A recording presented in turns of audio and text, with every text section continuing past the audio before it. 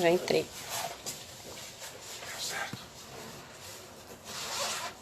Oi, Wendel. Oi, pessoal. Hoje a gente vai fazer uma live diferente. Oi, Aline. Oi, Tati. Estamos esperando o Luciano. O Luciano entrou agora. Hoje a gente vai fazer uma live diferente de tudo que a gente tem feito. Nós vamos falar um pouquinho sobre dores com o Luciano. Vamos desmistificar algumas coisas.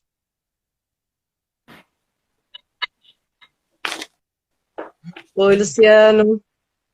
Oi, Mara, tudo bom? Boa tarde. Tudo bem? Boa tarde. Tudo bom aí? Tudo jóia, tá bom aí o vídeo? Tá ótimo. Tá bom, sim. E aí, pessoal, para quem não conhece, esse é o Luciano. Ele vai falar um pouquinho, ele é fisioterapeuta, ele vai falar um pouquinho sobre ele, vai conversar com a gente sobre algumas desmistificações sobre dores aí, que dor a gente tem no geral, né? Então a gente não vai falar muito hoje de odontologia, mas a gente vai falar num todo. É isso aí, Mara. Sua conexão acho que está um pouquinho falha, Luciano. Peraí. Deixa eu ver aqui uma coisa.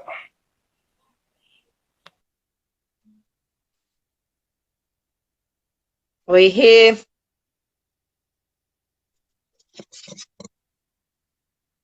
Vamos esperar só um pouquinho para o Luciano se conectar. Mas o assunto de hoje vai ser bem interessante. Acho que está melhorando. Agora? A sua fisionomia ela está distorcida. Acho que ela está caindo. Você quer sair e voltar?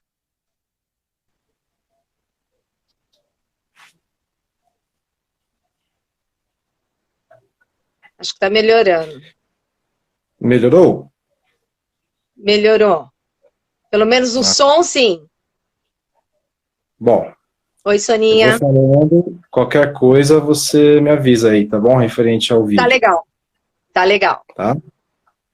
Uhum. Bom, como a Mara falou aí, eu sou fisioterapeuta, já formado há mais de 10 anos. E assim como outros profissionais da saúde, né, eu aprendi. Acho que a sua conexão. Acho que a conexão não tá boa, Luciano.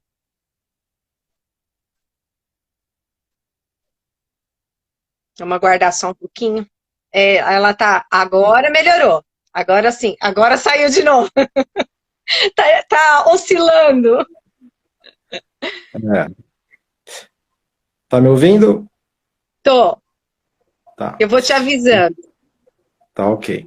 Então, por incrível que pareça, né, a dor é o sintoma que mais leva as pessoas a um pronto-socorro, ao fisioterapeuta, ao dentista, e isso no mundo inteiro, né? E isso é pouco falado na faculdade, por incrível que pareça. E na vivência clínica aí, eu trabalhando, atendendo, tinha algumas perguntas que faziam para mim que eu respondia ou sem muita certeza, ou às vezes com um pouco de dúvida, assim, aquela, será que é mesmo que eu estou falando a verdade? Será que é só isso que eu estou falando? Ou vinha aqueles casos que eram bem complicados e exigia de mais conhecimento, e eu comecei a correr atrás para entender melhor o que realmente era a dor, né? Então, nós somos, culturalmente, nós somos informados sobre um conceito bem biomédico, né? Todas as áreas da saúde, ela vem da medicina. Então, o bio, né, significa vida, e médico, entre aspas, aquele que cura, né? E todas as outras profissões da saúde foram vindo da medicina. E a medicina tem um entendimento bem particular do que realmente é a dor. Ainda mais com a entrada dos exames, né, da tecnologia, na área, cada vez mais isso foi se fortalecendo, só que cada vez mais trouxe mais erros, né? Isso que a gente vai comentar um pouquinho agora nessa live. Então, para começar, a pergunta, né, o que é dor, né, realmente? Então, deixa eu até pegar uma colinha aqui, que isso aqui às vezes eu falo tanto, mas a IASP, que é a Associação Mundial de Estudo da Dor, ela definiu a dor como uma sensação e experiência emocional desagradável que está associada a uma lesão tecidual real ou potencial. Então, o que é isso? Dor é uma sensação. Assim como sentir calor, sentir frio, né? A dor é uma sensação. E assim, hoje, por exemplo, está um dia ensolarado lá fora, né? Eu estou vendo o céu todo azul, mas eu estou sentindo frio aqui. Então, tem algumas convergências aí quando a gente pensa também na questão da dor, que eu vou explicar um pouco mais para frente. Ela também é uma experiência emocional. Então, sempre que a gente tem algum tipo de dor, no caso dos seus pacientes aí, dor de dente, né, ele sabe tintim por tintim a data, como aconteceu, quantos dias doeu, quantas vezes foram ao dentista por conta daquela determinada dor, né, o que podia comer, o que não podia comer, o que tinha que fazer, né, os cuidados que tinha que fazer. Então, geralmente, isso fica marcado na nossa cabeça de uma maneira bem significativa, né, porque o registro. Exatamente, o cérebro ele sempre quer tirar a gente de qualquer tipo de perigo, né? E isso fica marcado, né? De alguma maneira, isso a gente acaba levando para a nossa vida inteira após esse episódio, né? É uma sensação desagradável, não é gostoso sentir dor, né? Não é uma sensação gostosa, né? Isso também explica algumas coisas. Por exemplo, imagine se nós estivemos tendo um apendicite, por exemplo, que é algo relativamente grave, né, que a gente tem que ir para o pronto-socorro e será feita uma cirurgia. Imagine se fosse uma sensação gostosa, né? Ou imagine se eu pudesse deitar e a dor passasse. Talvez ela ia estourar e acontecer alguns problemas bem graves comigo, me levando até uma possível morte ou uma infecção generalizada, por exemplo.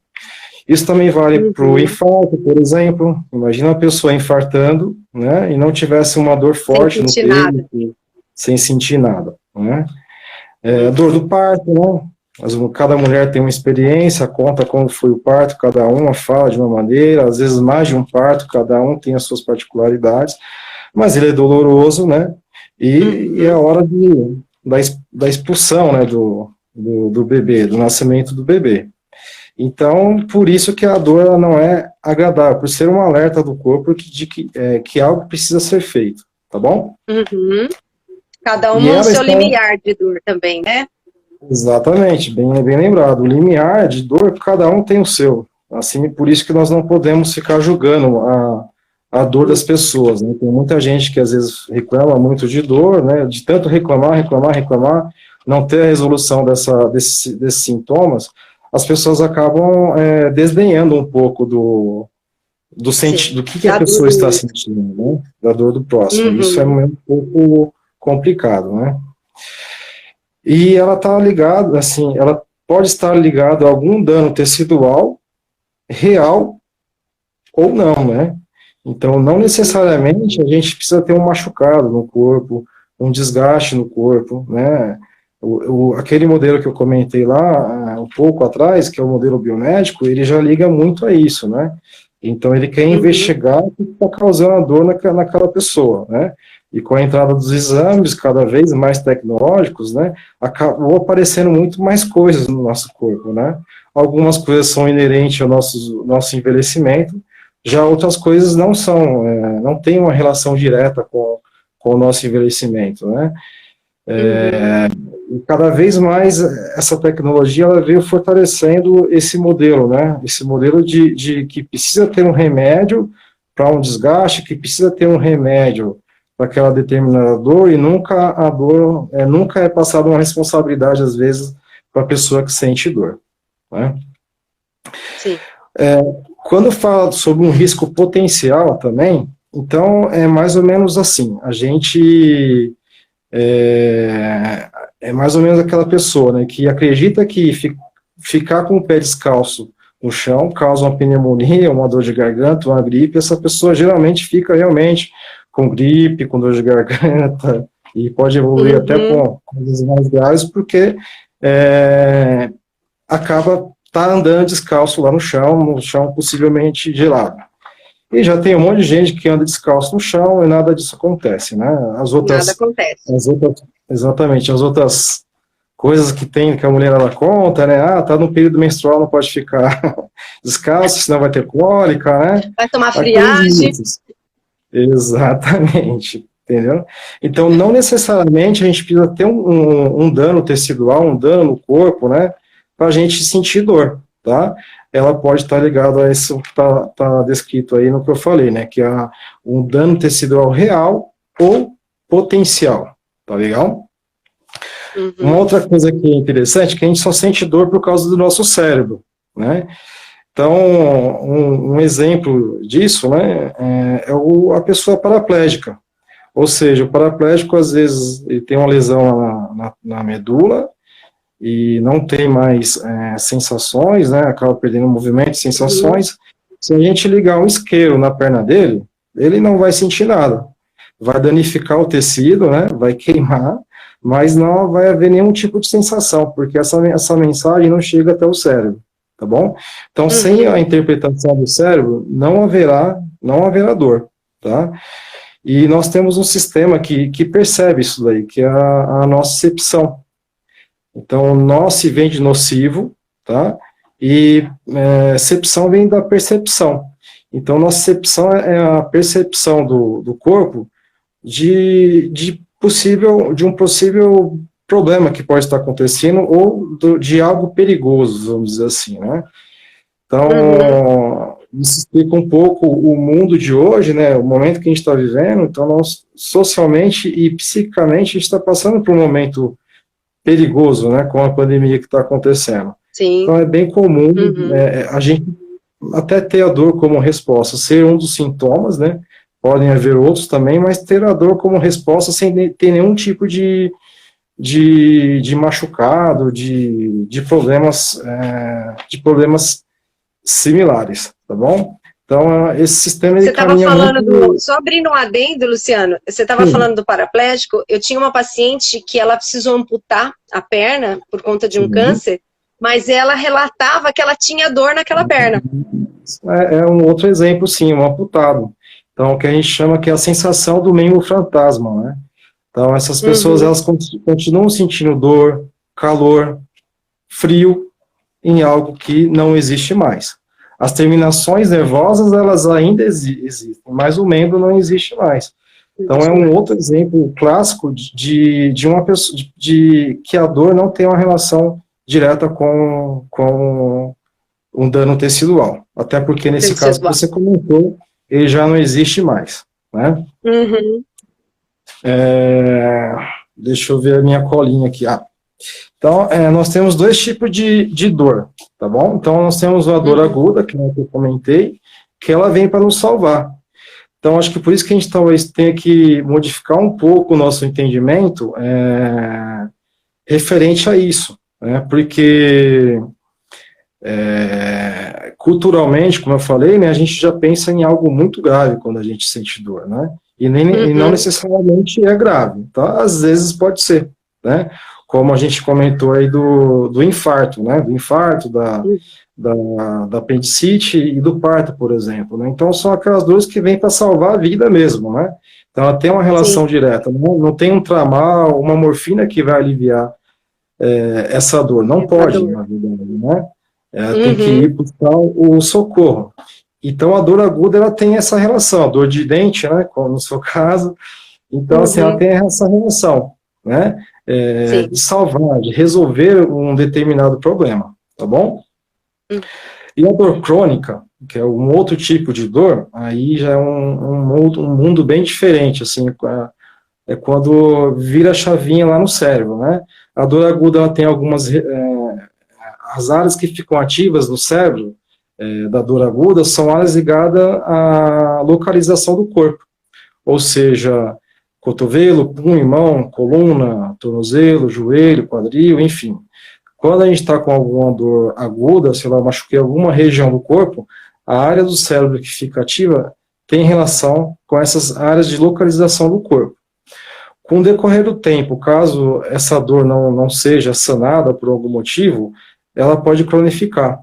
E isso pode acontecer de 3 a 6 meses, tá bom? Então, os cientistas fizeram estudos que mostraram, né, ressonâncias funcionais de pessoas com dor aguda e mostraram essas áreas de localização do corpo, e após 3 meses, a pessoa continuava sentindo aquela mesma dor, porém as áreas que ficavam ativas no cérebro eram as áreas ligadas à emoção, tá? Por isso que tem lá na definição essa questão emocional. E geralmente ocorre a partir do 3º mês, né? Então, o que pode estar acontecendo, né, nesse momento para que haja um processo de cronificação da dor, né? Então, numa situação simples, se eu cair hoje, bater o meu joelho, ralar o meu joelho no chão, vou ter dor como uma resposta do meu corpo, né? Então, eu vou ter até para eu cuidar, para eu limpar direitinho, higienizar.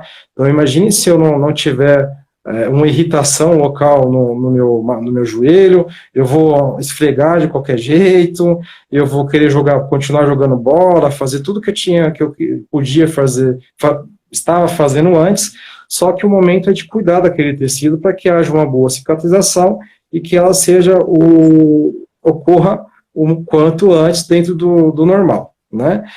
Só que hoje nós estamos passando por um momento social e psíquico muito complexo, né? Então, as pessoas estão pensando, socialmente falando, né, o medo de sair de casa e pegar o coronavírus, por exemplo. Sim. Outras pessoas estão psiquicamente abarradas, né, porque estão pensando no trabalho, estão pensando, enfim, na parte econômica, estão pensando até nos próprios familiares, está sentindo medo, né? Então nós estamos passando por um momento muito conturbado. E esse momento talvez até explique alguns processos de cronificação da dor. Então, voltando lá para o meu joelho, se eu machuquei o meu joelho, e após eu machucar o meu joelho, passar pelos processos naturais de cicatrização, né, do meu organismo, de sangramento, coagulação, formar uma casquinha, e por baixo da casquinha formar uma pele novamente, né? E se eu estou passando por esse momento, o meu corpo, ele continua, o meu cérebro está entendendo que eu estou em perigo, né? Mas em perigo, isso pelo que eu estou pensando, né? Pelo medo de sair de casa, pelo medo de perder o emprego, medo de não ter dinheiro de pagar as minhas dívidas, eu posso continuar tendo, né, aquela dor no joelho, né, e mesmo com a cicatrização daquele tecido. Então, daqui 1 semana e meia, 2 semanas e meia, né, eu já vou cicatrizar esse meu joelho, já vai estar tudo ok, e mesmo assim eu vou ter a dor como resposta do meu organismo pela parte psíquica e social que nós estamos passando.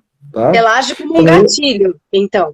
Exatamente. E se o meu estresse aumenta, eu posso ter um aumento no limiar de dor, como você falou. Se eu ficar feliz, talvez voltar a ter um momento social melhor, né, um momento psíquico melhor, eu posso ter uma diminuição da dor ou até resolver sanar esse problema de dor, tá bom? Então, hoje, a dor crônica se gasta bilhões e bilhões e bilhões de dólares, por exemplo, nos Estados Unidos. Então, eu lembro que tem, assim, gasta muito, muito, muito mais do que talvez deveria com medicamentos, enfim, e até com um mau entendimento da dor também. Bom? Então, hoje a dor crônica é já é uma doença, tem CID, então é uma dos grandes sintomas que levam pessoas a se cuidar, a buscar fisioterapeuta, até vocês, dentistas, também. A famosa ATM, né? As pessoas que ficam estressadas, mordem, ficam com tem bruxismo, acordam com disfunções e com dor na ATM também. Entendeu? Deixa eu dar uma olhadinha aqui na minha colinha para não me perder. Então, tem uma pergunta para você aqui, Luciano. sim, Não sei se pode você prefere perguntar. fazer no final, Fica à mas vontade. perguntaram, considerando que a hipersensibilização dolorosa influencia diretamente na exacerbação dos sintomas, como lidar com o medo dessa dor como fisioterapeuta? Tá, essa hipersensibilização é quando o nosso sistema nervoso ele fica hipersensível, tá? Então, um grande exemplo são pessoas que têm uma alergia, por exemplo. Então, ao mínimo odor que um perfume, uma flor, a pessoa já começa a espirrar, né? A espirrar, ter uma certa coriza. Então, isso também pode acontecer no cérebro, né? Um fenômeno que a gente fala que é uma hipersensibilização. Então, aquela pessoa que ela para quase tudo, ela vai ter uma resposta dolorosa, né? O corpo vai emanar, o cérebro dela vai girar como resposta à dor. E, às vezes, por algumas situações que não tem essa necessidade, né? Ou seja, o sistema está avisando demais ou avisando coisas que não estão acontecendo, né? Então, eu não preciso ter dor a um toque de uma outra pessoa, por exemplo, né? Ou, por exemplo, tem gente que tem uma hipersensibilidade ao vento, a roupa, né? O tecido está tão sensível que a própria roupa a pessoa sente uma queimação, um próprio desconforto. Mas se a gente for analisar direito, esses tecidos eles não são dolorosos, né? Então tem técnicas que se fazem, tem áreas de dessensibilização, tá? Que a gente pode trabalhar. E um grande aliado é a atividade física, tá? É o melhor remédio para todos os tipos de dores que existem. Existem mais tipos de dores, não dá para comentar tudo aqui, mas a gente, para classificar todas, a gente consegue classificar em aguda ou crônica, tá bom? Então, a atividade física ela é importantíssima, e procurar um fisioterapeuta para ver qual que é, ou um médico também, o médico ele também tem essa capacidade de trabalhar, principalmente que trabalha diretamente com dor, para classificar melhor e ver qual que é o melhor remédio, no caso, o fisioterapeuta, qual é a melhor técnica que ele vai usar. Mas geralmente é usado muita técnica de dessensibilização, ou seja, eu vou testar vários tecidos nessa pessoa, né? Vou pegar uma espuminha daquela Scott-Brite pilado amarelo e vou passar nessa pessoa, e isso concorda que não sente dor? Não causa dor na pessoa, né? E aí você vai passando, até que a pessoa tenha uma diminuição da dor, e após ter a diminuição da dor, e que ela esteja sentindo aquela espuminha. Após isso, eu vou passando para outros tipos de tecido novamente, outros tipos de estruturas, vamos dizer assim. Uma escovinha mais macia e assim por diante. Tá. Tem uma outra pergunta aqui que está mais direcionada à ATM, né? Se é mito ou verdade, dependendo da dor, pode deslocar a mandíbula. Não é a dor que vai deslocar a mandíbula. Isso, precisa de um trauma, né? Então, o que a gente pode falar de disfunção a médio e longo prazo. Então, vamos supor que eu tenho lá um bruxismo e eu durmo sei lá quantas horas pressionando a minha ATM, e isso a gente não consegue medir, né? Nem a intensidade dessa mordida, né, durante o sono, e nem por quanto tempo que essa pessoa está mantendo, ela só acorda com desconforto. Aí isso pode gerar de médio a longo prazo disfunções, estalidos, instabilidade, né? E aí ela fica cada vez mais suscetível a outros problemas. Talvez um leve trauma pode sim deslocar uma pessoa que tem um problema de ATM, né? Mas não a própria facilidade para essa o deslocamento acaba sendo propiciado se ela já tem um problema da articulação. E hábitos parafuncionais também podem levar a problemas de articulação, né? Às vezes tem pessoas que têm hábitos de roer unha, morder tampa de caneta. Então isso também propicia, não só o bruxismo. Com certeza. Tem muita relação também, quando a gente fala da TM, parte de crânio e também cervical. Eles estão intimamente ligados aí. Um pode causar alteração no outro e vice-versa, né? E sempre quando a gente vai mexer no cervical, a gente tem que ver a TM tem que avaliar cervical e crânio e assim por diante, tá? Então, esses três aí são interligados, né? amados amantes, com certeza. Tem mais alguma pergunta? Não, pergunta não. Não? Tá. Pode dar continuidade na sua cola. Ah, legal. Deixa eu ver se mais alguma coisa aqui da cola. Então, uma coisa que é importante falar, que eu comentei, mas a gente se aprofundar, que, por exemplo, aquele modelo biomédico que eu falei, né, como nós fomos criados culturalmente ligados a isso, né, nossa mãe nos levava ao médico quando a gente estava doente, né, e a gente esperava sempre ter um remédio, uma grande atenção do médico. Então, aquele médico que te medica, que pede vários exames, a gente às vezes classificava isso como um ótimo profissional, não que ele não seja, né? Mas nós, e principalmente quando leigos, a gente espera isso, né? Eu estou sentindo isso, eu vou até o médico para pedir determinado exame. Geralmente é isso que a gente escuta das pessoas, né? Escuta e também fazíamos isso. Então, esse modelo, ele não está errado, tá? Mas ele é um pouquinho incompleto. E o que chega mais próximo do próprio entendimento da dor é o modelo que a gente fala que é o biopsicossocial, né? O bio é o que eu já tinha comentado, que é a nossa vida, nosso corpo, né? A parte psíquica são os nossos pensamentos e crenças, e o social é aquele ambiente que a gente vive, né? Então, todos eles podem nos gerar dor como resposta. O do corpo em si são aqueles machucados que a gente já sabe, né? É bater a perna, torcer um joelho, um tornozelo,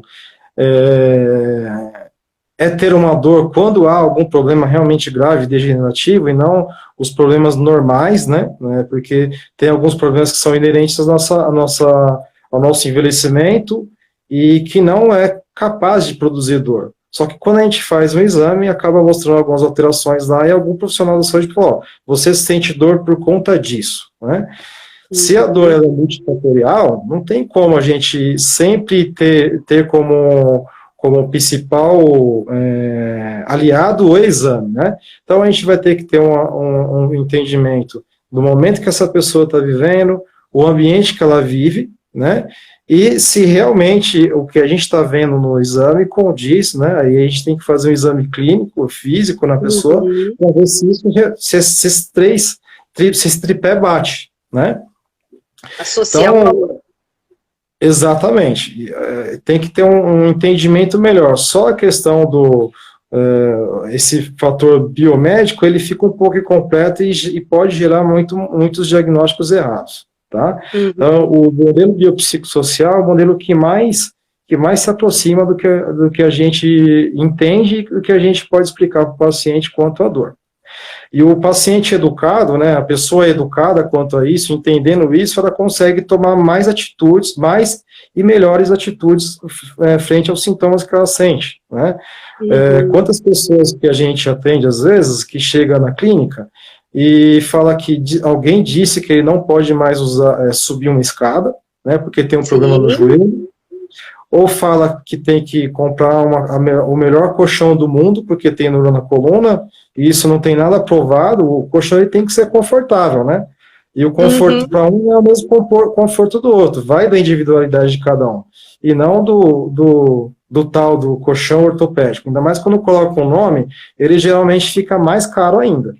E não existe isso ainda, não tem um colchão que foi feito especificamente para a coluna. Existe um colchão que pode ser confortável para um e um colchão que pode não ser confortável para outro, né?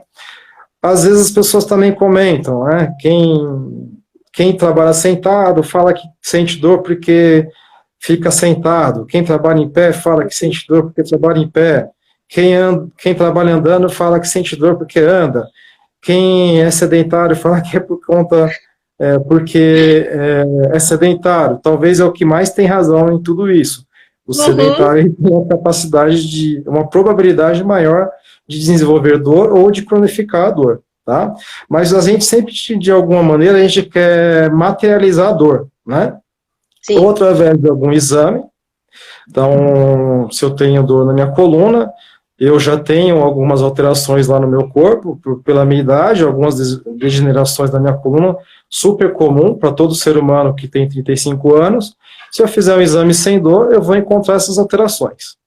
Sim. Então, se daqui a 2 meses eu sentir dor na coluna e me pedir um novo exame, eu vou continuar com as mesmas alterações, mas eu vou ter dor na região da coluna.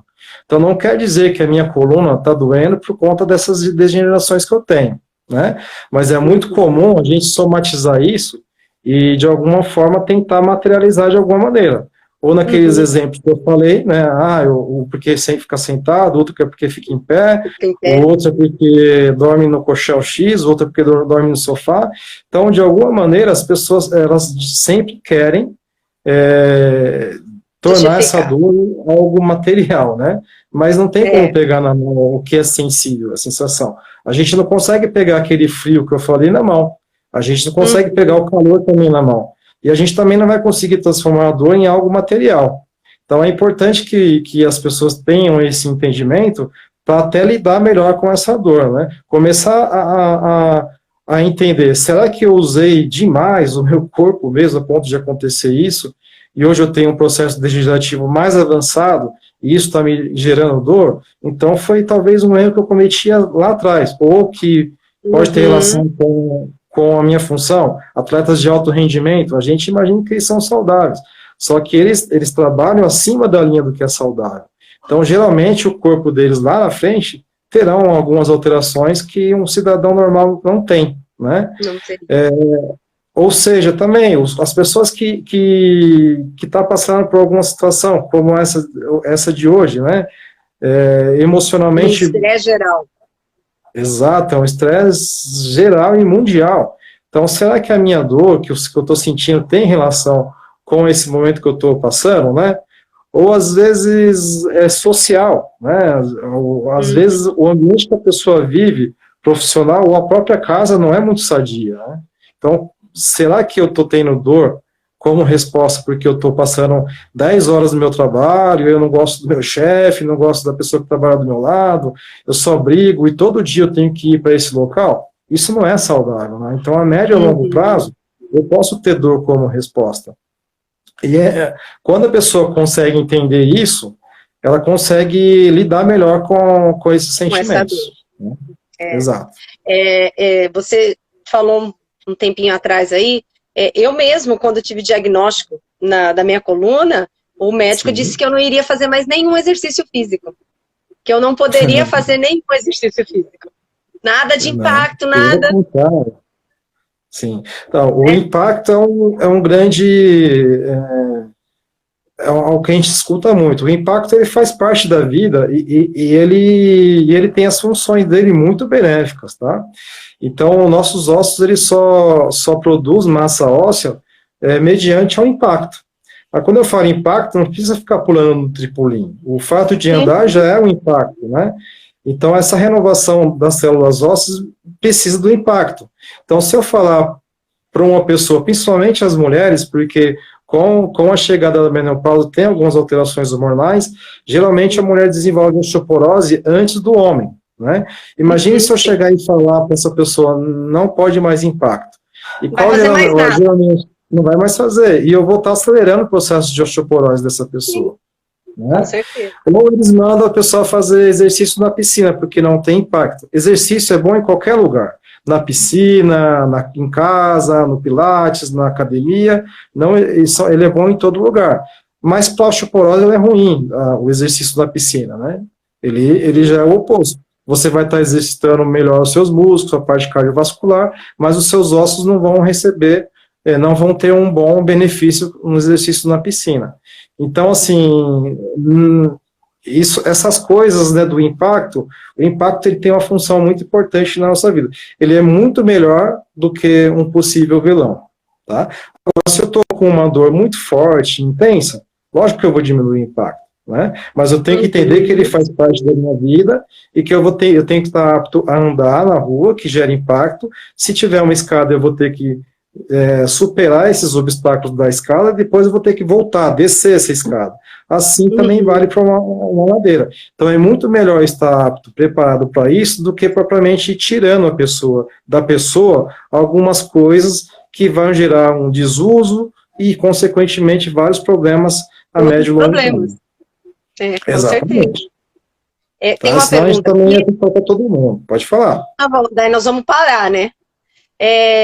Perguntaram se o bruxismo, que sente dor pessoas que têm dor na ATM, trata-se com um dentista ou com físio? Qual seria o tratamento mais adequado?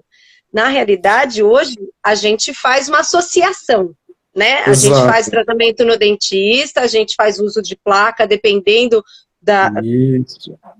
do que o paciente tem, depende do nível desse desgaste de articulação, mas a gente associa, sim, o fisioterapeuta para os exercícios. Exatamente. E aí quem pode falar melhor é o Luciano sobre os exercícios, né? Isso. Então, todo tratamento que envolve dor, ele vai ser multidisciplinar, tá? Então, quando a gente fala da ATM, vai ter o dentista para avaliar, pedir determinados exames que sejam necessários, que ele ache melhor, vai ter o fisioterapeuta para reabilitar, e quando a gente vai dar um passinho mais atrás, para ir na origem, por que eu estou, às vezes, com bruxismo, apertando demais a minha mandíbula à noite?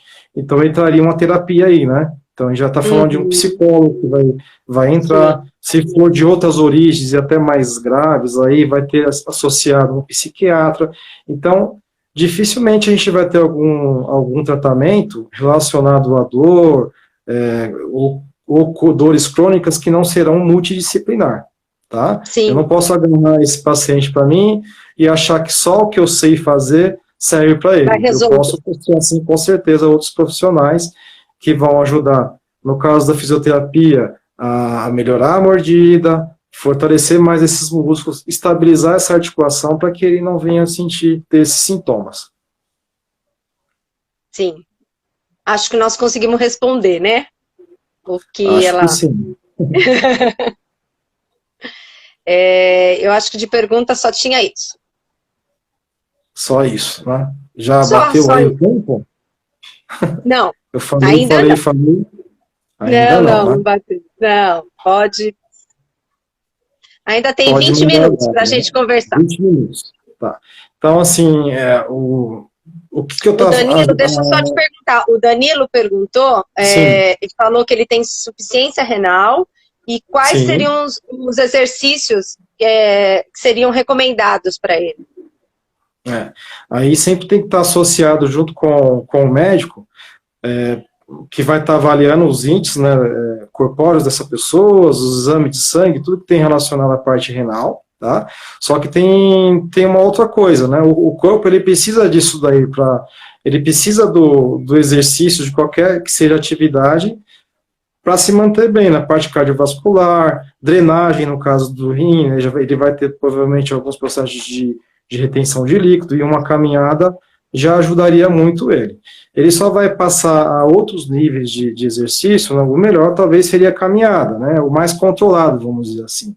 Ele só vai passar a outros níveis de exercício, como uma possível corrida, ou ir para alguma academia, algum estúdio de pilates, caso ele tenha uma indicação médica mesmo. Exercício, eu acredito que são vários, mas tem que estar tudo controlado, né? Entender o que pode gerar mais alterações na parte renal dele, de acordo com o que vai levando. Ou seja, eu passei de uma caminhada para uma corrida. Isso não é bom porque pode levar alguns índices de alteração dos exames dele. Então, isso é o médico que vai controlar melhor isso daí.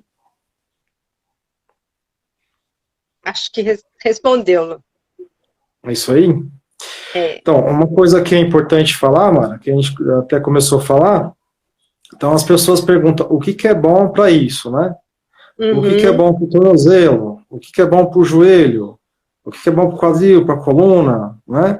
Então, o bom, quando a gente fala do corpo, é se movimentar, tá? Então, nós temos uma série de articulações do corpo que elas são lubrificadas pelo líquido sinovial, principalmente as articulações maiores, tornozelo, joelho, quadril, ombro, cotovelo, punho. Então, ela tem um olhinho lá na articulação que ele é produzido pelo próprio corpo, né? Então, o corpo ele é inteligente, ele só produz o que ele precisa, só vai gastar energia para produzir o que ele realmente vai consumir durante o dia. Então, se eu sou sedentário, se eu trabalho o dia inteiro numa cadeira, numa sala confortável, com ar-condicionado, uma cadeira excelente, e chego no meu trabalho, só ando até a minha sala, da sala para o banheiro, do banheiro para a sala, depois eu almoço, volto para a sala, depois, no final do dia, eu vou para minha casa, tomo um banho, como e deito. Ou seja, eu uso pouco o meu corpo, né? Então, é muito comum também essas pessoas sedentárias terem níveis, ou às vezes pode ser normal, de degeneração, né? Ou até mais elevados do que uma pessoa que é saudável, tá? Porque esse líquidozinho que nós temos nessas articulações, ele nutre e ele também lubrifica a articulação, tá? Daí o contrário do que a gente falou do não fazer impacto, né? Lembra que o médico falou, você não pode mais fazer impacto. Não, você tem problema no joelho, não pode mais subir e descer a escada. Você não pode correr, né?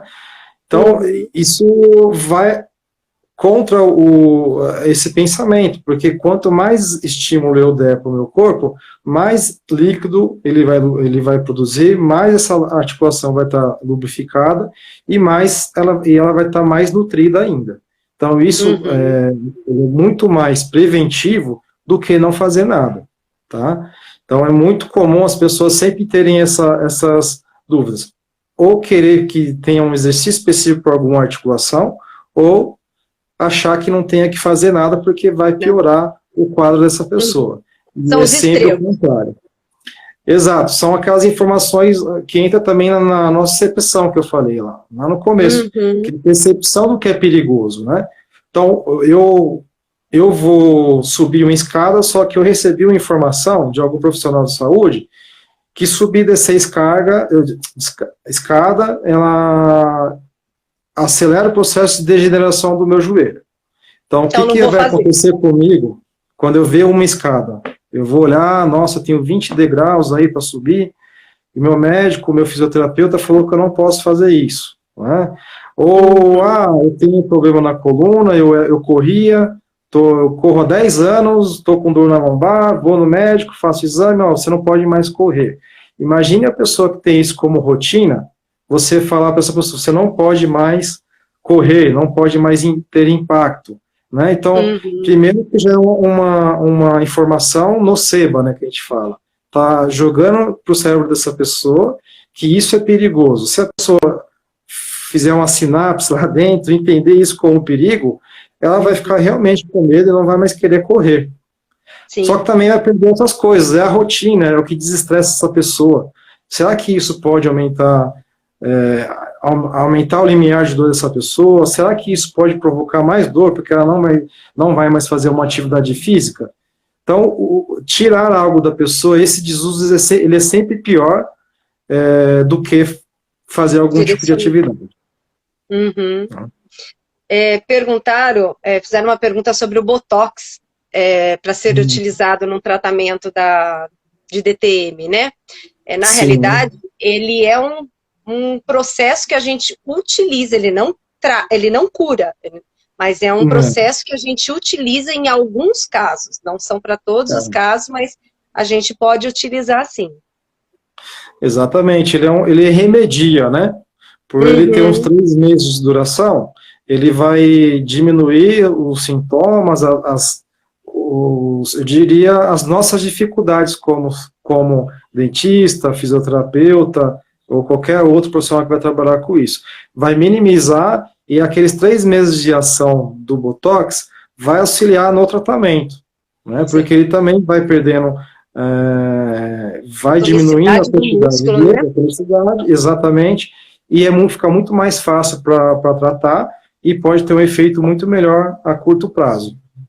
Então, ele não trata, ele é um auxiliador. Tem gente que acha que vai colocar o Botox e resolveu o problema, né? Na realidade, a gente já coloca depois que a gente já tentou o tratamento com placa, já fizemos vários exercícios, aí a gente vê que ainda está muito, a tonicidade ainda, o aperto é muito grande, aí então a gente utiliza do Botox para auxiliar. Exatamente. Ele é um remediador, né? Ele não é um solucionador do problema. Uhum.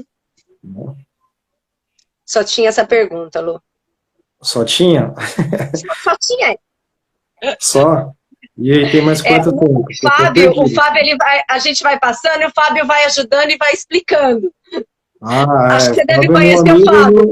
E ele já vai explicando. Ele vai tá auxiliando a gente na live. Também, bom, o Fábio é meu amigo e o dono da clínica onde eu trabalho, tá? Ele trabalha com a parte da microfisioterapia, que tem um tratamento voltado, né, às áreas do corpo onde deixam umas cicatrizinhas aí que a gente sempre está reclamando e que está muito ligada aos nossos traumas, principalmente os traumas emocionais. Então, é algo interessante de aprender, porque todos esses traumas que a gente está passando nesse momento vai ficando um registro no nosso corpo de alguma maneira, né, e a gente não consegue identificar. E aí a gente toma remédio, a gente faz atividade física, mas às vezes a gente, mesmo tratando, a gente sempre continua com aquele registro ali. Então ele vai procurando esses registros e desativando. É um ótimo tratamento também para dor crônica, né? A gente, às vezes, o nosso inconsciente, ele é muito maior do que o nosso consciente. A gente acha que a gente está no controle de tudo, só que a gente tem controle de tem um mínimo controle exatamente, vai depender muito da nossa crença também, né? Aí a gente não pode também mudar a crença de algumas pessoas, mas tem quem acredita em outras vidas, ou nas gerações ninguém pode falar, mas que venham cicatrizes desde outras gerações nos afligindo até hoje, né?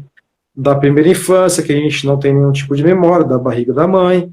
Então, tem muitas coisas que nós temos que são do passado e que a gente não consegue lembrar ou não tem um registro na memória, mas que nos atrapalha de alguma maneira hoje. Então, tanto a terapia aí, com a Soninha, tanto quanto a microfisioterapia com o Fábio, trabalham muito nessa área aí. Aí, Fábio, fica o convite para você vir falar para a gente sobre esse tratamento seu. Com certeza, ele é fera. Então, é muito interessante, ó. A gente sabe pouco sobre isso, às vezes não é divulgado, né? E a gente precisa divulgar esses tratamentos aí. Que nem todo mundo, né? Todo mundo sabe só do tradicional. E aí a gente... É muito novo aqui no Brasil, né? Assim como a fisioterapia também, né? Acho que a fisioterapia é desde de 1970, se eu não me engano, se eu não estou enganado. Então, são profissões muito novas, né? E que precisam de ser um pouco mais divulgada, né?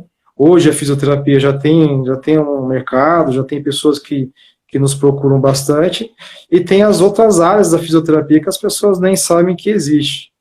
Até no próprio Covid, essas coisas, todo mundo fala do médico, do enfermeiro, médico e enfermeiro, né? Mas tem fono, tem psicólogo, tem fisioterapeuta intensivista lá, então tem os faxineiros, né? Tem todo mundo trabalhando, mas só citam geralmente médico e enfermeiro, nada contra, mas talvez por serem profissões mais novas, né? A sociedade não tem muito entendimento sobre esses assuntos. Quanto mais a gente divulgar e puder ajudar, melhor.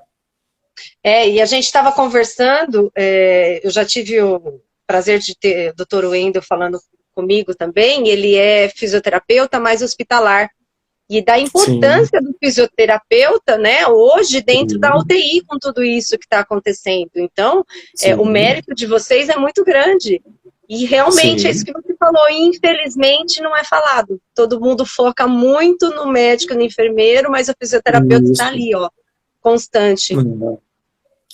os respiradores que nós tantos escutamos, né, na televisão, que vai comprar, quantos vão comprar, só vai poder fazer uma UTI após a chegada o leito de UTI após a chegada do respirador. Quem é o motorista do respirador é o fisioterapeuta. Então, você ter um respirador e não ter um motorista, não adianta nada. O médico não faz isso, o enfermeiro não faz, tem outras funções, não que seja mais importante. É tão importante quanto os outros. Então, e é pouco falado. Eu acho que é um pouco da nossa cultura mesmo, de não saber. Tem pessoas que vão nos procurar porque um outro profissional mandou, nem sabe o que a fisioterapia faz.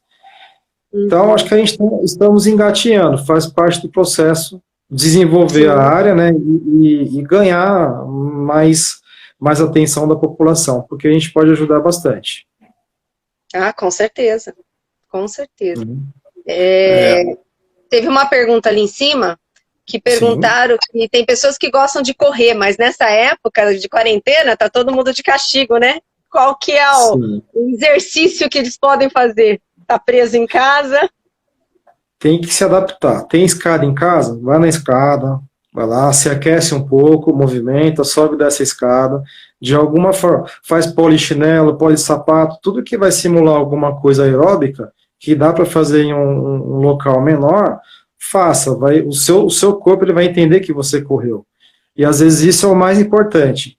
Você não vai ter aquela sensação de liberdade de correr na rua, às vezes, de ver várias casas diferentes, árvores, ou correr num parque, mas o seu corpo ele vai se beneficiar de algum tipo de atividade aeróbica, seja ela qual for. Então, vai ter toda uma questão química, bioquímica, fisiológica, que vai usufruir disso. Talvez a mente não. A mente um pouquinho, né? Porque você vai sair da inércia. Mas não aquilo que a pessoa quer, que às vezes correr na rua. Já é alguma coisa. É muito melhor do que não fazer nada. Muito, mas muito melhor mesmo. Exatamente. E assim, o que eu tenho ouvido muito do pessoal, e eu me incluo nisso, que assim, eu levanto como eu tivesse a sensação de estar apanhando à noite, porque a contração muscular é muito grande, né? E eu acho que a gente ficar parado nesse período é muito pior. Exatamente. Você me lembrou de uma coisa importante que eu não falei. Um grande remédio, dos melhores que existe para dor, é o sono. Então, um sono de qualidade, tá? Então, quando você dorme e acorda do jeito que você está falando, é porque talvez você não teve um bom sono. Quando a gente vai pensar num sono, a gente está falando de relaxamento, de reposição de várias substâncias do nosso corpo durante o sono, é a hora da manutenção, né? Então, a gente tem, enfim, o que mais faz manutenção? Convívio social, alegria em si, estar convivendo com os amigos, familiares, um momento de manutenção do corpo. Então o corpo vai produzindo algumas substâncias por conta do que você está vivenciando. O sono é um grande mediador da dor, né?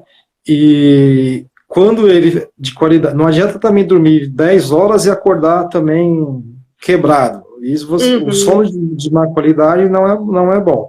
Acordar várias vezes à noite também não é bom. Então, para cada ciclo do sono, a gente vai ter algum tipo de substância que a gente vai liberar, vai ter algum órgão que vai estar se beneficiando de algum momento do sono, e quando a gente não dorme bem, isso não acontece, né? E isso passa dias, semanas, meses, o nosso corpo vai gritar. E às vezes, um dos gritos é a dor. Tá? Então, tem muita gente que por conta nos procuram, né? E quando a gente vai ver, é o nível de estresse que está muito elevado mesmo. Se a gente ficar só no instinto de luta ou fuga, que é o que está acontecendo no momento, que é o que acontece com o estresse, a gente não faz manutenção. O corpo não consegue fazer a manutenção. E eles caminham juntos, né? Durante o dia. Horas eu vou precisar estar em luta ou fuga, e horas eu vou ter que estar fazendo a manutenção. Então, quem não faz manutenção vai, de alguma forma, sofrer lá de médio a longo prazo. E esse período, eu acho que é o que o pessoal está sofrendo já, né? Não vai nem precisar de muito longo prazo, né? Exatamente. Outras coisas também que é muito, muito importante de fazer, e que às vezes a pessoa consegue fazer em casa, que ajuda no processo de modulação da dor, é o yoga, meditação, tá?